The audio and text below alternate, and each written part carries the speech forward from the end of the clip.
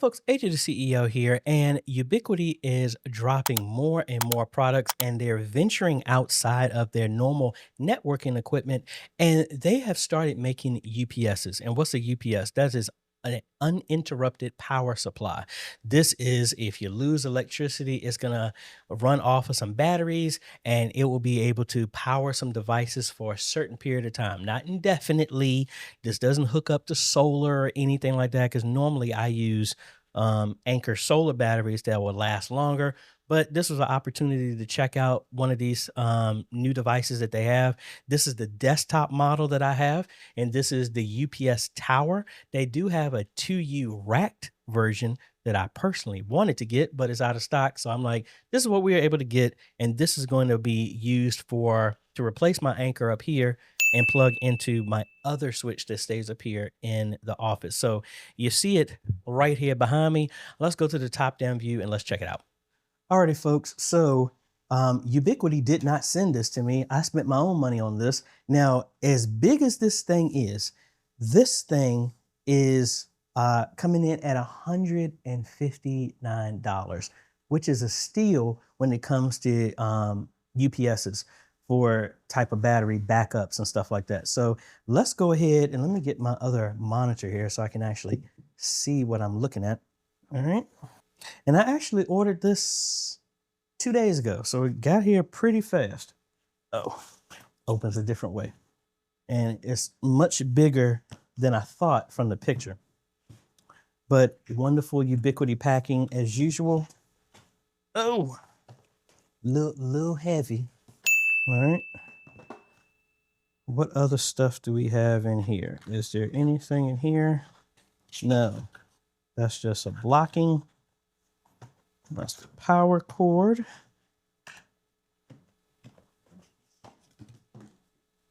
You already say, is that literally it?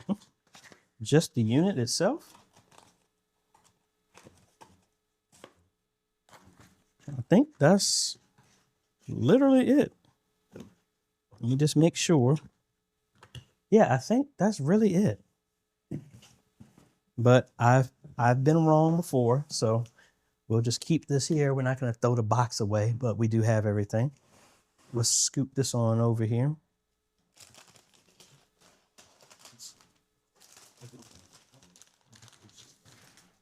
All right, so in the front, we got a power button. That's it. On the sides, nothing. And the battery is obviously in here because it's heavy. Now, this thing actually has a network port because the UniFi controller can actually interface with this and talk to different stuff. So supposedly I heard that this thing can control the NAS and do a shutdown if it knows that there's having a power issue. So we got a total of 1, 2, 3, 4, 5, 6, 7, 8 jacks, 9, 10. We got, these are surge protected. And it says, and for battery backup on this side, because I see this side, and these are just surge. And we have a network in and out as well too. So if you get a spike or something like this should be able to catch that as well too. Now, I don't have anything to plug into that since I'm using a fiber optic cable that's coming up here, but it's good to know.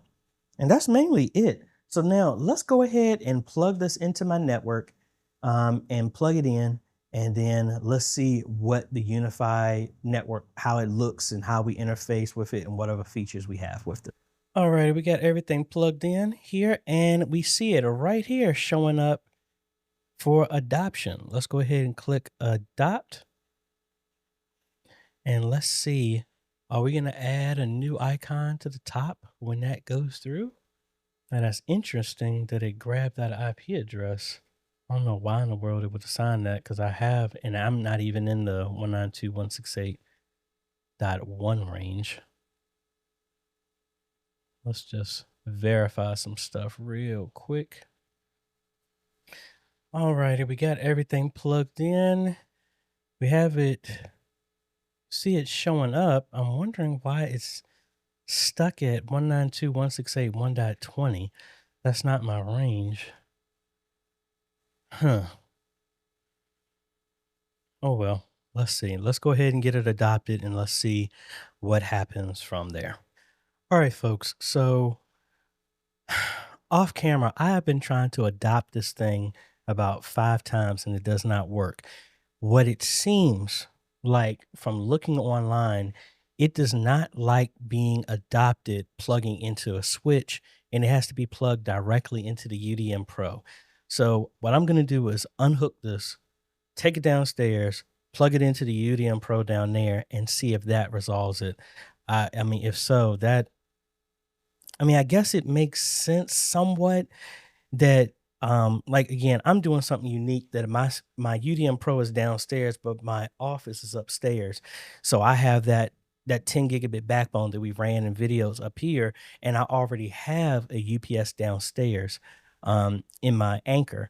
And I thought that this would be an option to have it upstairs. So mental note, I guess I could put this downstairs and that would be tied to the modem. And then I moved that Anker up here. I didn't want to do that, but I want to call that out and let y'all know. So let's move some stuff around. I'm gonna plug everything back into my Anker up here, move this back, move this downstairs, and see how that works. All right, I must admit, that was a pain. So ultimately, what I had to do is connect the UPS directly to port number 1, do a factory reset, and then it worked. That's not cool. Because you would think initially somebody did this. Now, again, I understand that I'm an outlier here. Most likely people are using this for their whole rack or something like that. And mine, I understand mine is a unique situation, but that's not called out anywhere to do it like that. But whatever. We got it up. I'm going to see if I can actually move it up here so you can see it's pulling an actual IP address. Some people are saying something, there's no SSH adoption like the normal UniFi devices, and it has to be connected to the UDM Pro for some odd reason. But what I'm going to do is set that to a static IP address of 12, and I'm going to try and move it up here. Wait a minute, it's not 1.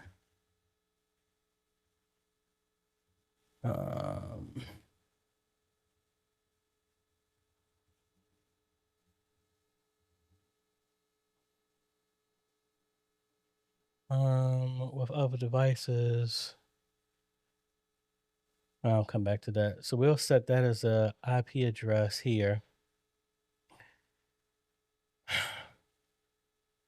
That's interesting. I'm a little disappointed in that. And again, nothing is called out. But anyway, let's look at the power. I don't have anything plugged into anything right now. So like I was saying, the left side is battery backed up, and then both are surge protected, but it's these are the only ones that have battery backup. So the left side is if you wanted something to still have power, if you lost power, that would be it. Like right now, I don't have anything plugged into it right now because I want to make sure that this thing worked. So now that we got it up, again, I'm going to see if I can move it up here to see if that works. If not, I'm going to have to leave it downstairs and have it be a backup for my network. I actually kind of want to see how long it's going to last because I know how long my Ankers are going to last. But I just want to see because the main reason I went with Anker solar batteries because they last longer than because I've had a bunch of other UPSs and it just didn't do what I thought it was going to be. But anyway, before I go do that, let's see what other options they have in here. So mainly it's just the IP address, what current voltage is going in. I can turn off different plugs. I thought I could. It looks like just everything is on. So it's not like you can remotely turn each jack on or off or anything like that.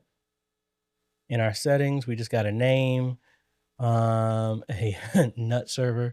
We can configure that. Now the idea is that maybe the NAS can talk to that. So I don't see any settings inside the NAS that can do that right now, or how it can see that UPS in any way, shape, or form.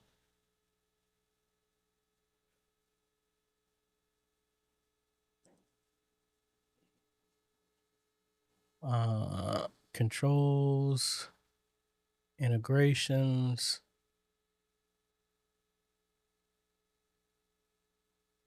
storage, console. Again, don't see anything calling out connecting it. So supposedly they said it was a way that it would talk over the network to shut that thing down. I have no idea. It's nothing that's calling that out or showing that anywhere. Um, I really don't want to muscle this thing back up here. It's not like it's heavy. I'm tired from running all day.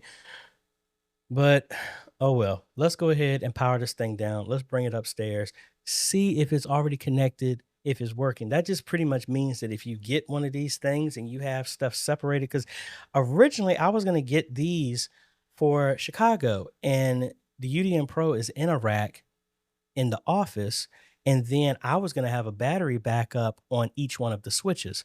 So I have a client that was going to do that. So I got to call that out to them that say that if you get one of these, you have to plug it into the UDM Pro, get it set up, then move it. Now, I'm still need to see if moving it will work. So let me go ahead and do that, and we will, because if it doesn't work, it's just going to stay downstairs or gift some church it or something. But anyway, let's go move it and see if it works. All righty. So I have it hooked up here behind me, and it is working. So, man, so if you have a console, Ultra Gateway, or something like that, and you want to use one of these, you first have to have it connected directly to that. You can't have it go through a switch or anything like that to get that working. So, in my type of scenario, if I was doing this in Chicago, I would have to plug all of them up directly into the UDM Pro, get them set up, get them adopted, then move them to wherever else. Not that much of a not that big of a problem. It's inconvenient. But again, just realize that if you're doing stuff remotely, like if I had, because it's only one Ethernet cable, thinking that I could have it shipped to a client, have them just plug it in and plug in the Ethernet, and I do this remotely, and you have the stuff separated like that and not everything in one centralized location, that would be a pain. Um, so again, just wanted to call that out. That really stinks. But what we're gonna do is I'm gonna move it one more time. I'm gonna hook it up to everything that's inside this rack right now, and then I'm gonna unplug it and let's see how it performs. Hey folks, this is Future AJ. This is 2 weeks in the future from when I originally recorded the video when I was doing the unboxing and the setup of this desktop UPS. So it looks like a bunch of the features that were missing, the issue that I was having with getting it adopted, were resolved by having to download the early access firmware and software for the UDM Pro, as well as for the UPS. And it gave me all the functions, being able to pair it with my NAS, all those functions. So I guess this is a part, and I mentioned this in the video, this is a part of early adopter syndrome, where you kind of pay the price for being the first to try and check out this stuff. So again, it was frustrating because the instructions didn't call out anything like that. It never said that you needed to download the latest firmware, any of that stuff. And it was just a pain. And even the early access firmware that I have still has not rolled out. So to get this working, you would have to do early adopter. I personally don't like doing that on my main stuff. I used to have a secondary system that I would test out new updates because I never wanted to test early access stuff in my production environment since I don't have a backup. And that's the other thing I need to call out to y'all. If you're looking at getting one of these, just know you're gonna have to go to that early access firmware that has not been released yet to get all the full functions of it. Being able to have it pair with my NAS so it can send the signal to shut it down when it goes to power backup, battery backup, all those things. And I must say, just like I said with the title of this video, out of all the Ubiquiti stuff that I use, this has to be the most frustrating, simplest piece of equipment that just seemed like they should have pushed this stuff out before they actually made it available to sale, or at least say it's an early access and call out all those things. Because if you didn't do that research, you would think something is the matter with the unit, because that's really what I was thinking about as well too. But just letting y'all know, it is working. Most likely what I'm going to do with this is probably just going to have it connected to my computers and let that back up my computers. And I just use the Anker UPS that I have that will last 9 hours compared to the 27 minutes of this. Just having my 3 computers run off of this, 4 computers running off of this, probably would be a better option for me right now, and how long that would work. So just letting y'all know. All right, so we got everything plugged in. I am not using the network jacks for surge, and everything is there. The battery is at 90%. So what we are going to do is I'm going to go ahead and straight unplug this thing, and let's see what it do and how much power is being utilized and all that other fun stuff. So let's go ahead and get the video set up. Alrighty, so like I said, I have it plugged in. I have my rack and everything connected to it. Nothing is going into the Anker at all. And here is the power plug. So let's go ahead and unplug it. All right, so we are unplugged. It is the blinking. Nothing has gone off. Actually, I never turned back on my other 2 NASs, but the network is still up. So now let's see what shows up here on the system. All right, so it says battery active. When on battery, the UPS may buzz slightly. This is normal and part of the voltage. So it is using 108 watts, and it's going up 132. And right now, if it maintained that, it would still only last up. Now it's almost 200. What I was saying is, if it maintained this, it's saying that would only last for 27 minutes. And now it's going back down. That's probably just spinning up the 2 drives. The 2 NASs, and spinning the hard drives up. So interesting. So as you can see, all my other switches are not on because the other ones are only by battery.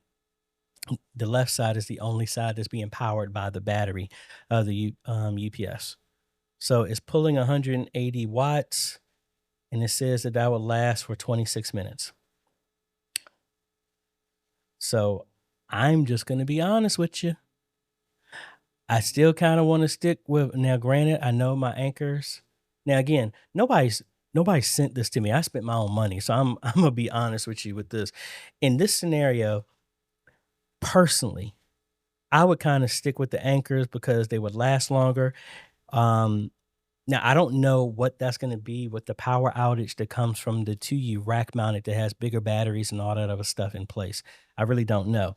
Now, I honestly could see this being as redundancy for, say, I have my Anker battery that will last longer plugged into, have this UPS plugged into one of these other batteries, and have just my PoE switches that might be to door access, cameras, security cameras, something like that.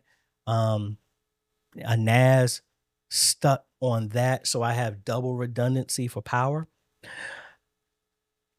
I think that would be overkill, to be quite honest. Um, if anything, just because I'm going to get more use and longer activity out of my anchors for this. I can see maybe kind of like what I originally had. I had a battery backup on all my computers. I can probably see this going in the corner over here and having my computers plugged into that. Um, Again, thinking about the bigger UPS, maybe that's an option. But just the fact that if I cut back over here again, um, it's around 100. It's fluctuating between 168 to 180 watts. That's going to give me 24 minutes of uptime. And I do have security cameras on here that's pulling from my NAS. I mean, NAS, I keep saying that, from my PoE switch. My my NVR is downstairs, so that's not an issue.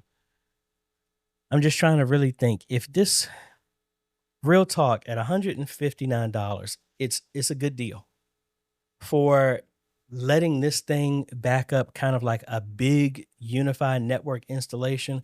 That one, I would say no. If this was kind of like my mom set up, like with a Dream router and one switch, I can see that probably working, which will probably last a whole lot longer than what I have on my system. Like I said, most likely I ain't gonna return it. And it's too heavy for me to try and take with me to Chicago to give it to them. Most likely it will sit over here and power my computers or something like that, be a backup for that, as well as a surge protection for that as well too. That's where I can see this being used. I I don't feel like putting any money down on the bigger UPS because again, my Anker batteries last way longer. They act as UPSs as well too.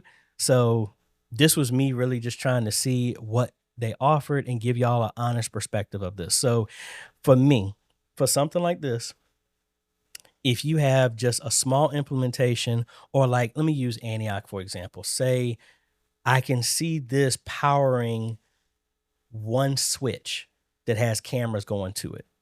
Um, and maybe the church's NAS for backing up that. I can see it being used for that. Something smaller, not um, three switches, an aggregation switch, three NASs, and two PoE switches. I'm probably putting too much on that thing. But again, for maybe backing up your computer and stuff like that, and for surge protection and power for that, that'll be fine. If you decide to get one of these things, I mean, again, it'll still work. You don't even necessarily need to have a UniFi controller with it. You're gonna miss out on the information that's being provided by it. But again, I don't see, in a big implementation like this, or like my boy Mike, got him a UniFi gateway, and he's adding a couple of cameras for his house. I can see this being a good alternative to back that up and give him still access to it. And it's probably not going to draw nowhere close to how much I'm pulling just in the rack that I have here upstairs. So link is down below if you're interested in getting one. If you have one, let me know. If I completely missed something on this, please let me know. Again, I'm always a student. I just like to just throw mud up against the wall to see if it sticks and just figure this stuff out and just test it, and get my hands on it to see how it's working. And I take you along with me. If I mess up, I let you know. If I have an issue, I let you know. I don't want to paint the picture like, oh, this thing just works out of the box, because you saw I had an issue. I told you about it. This video went way longer if I left it unedited because I was having issues trying to get it adopted to the system. But hey, it is what it is. I'm gonna probably shut it down one more again. And honestly, I don't have enough plugs, honestly, on my Anker to plug in for everything. So I was really hoping that this will work because it gives me more plugs than my Anker has. I might just leave it in place for right now. And I got the Anker here because that's normally my portable when I need to do power tools in different locations where I don't have stuff. So maybe we'll just leave it in the closet and we'll see how it goes. But anyway, folks, link is down below if you're interested in getting one. Let me know if you have one, if I've done something wrong, or how you're using it, what type of equipment, how much equipment you have connected to it, what are you using it for. Leave a comment down below, and that helps out anybody who may be looking at it. Now, again, it's not a bad product. It's just, I wish they had documented, and maybe an update will fix being able to get it adopted in different ways. But as of right now, since it just came out, that's what happens when you're an early adopter, I guess. So anyway, folks, if you like this type of content, appreciate a like, consider subscribing, hit that bell, that way you get notified when we come out with other videos to help modernize your media ministry. Thanks for watching, folks. This is AJ. Catch you on the next video. Later.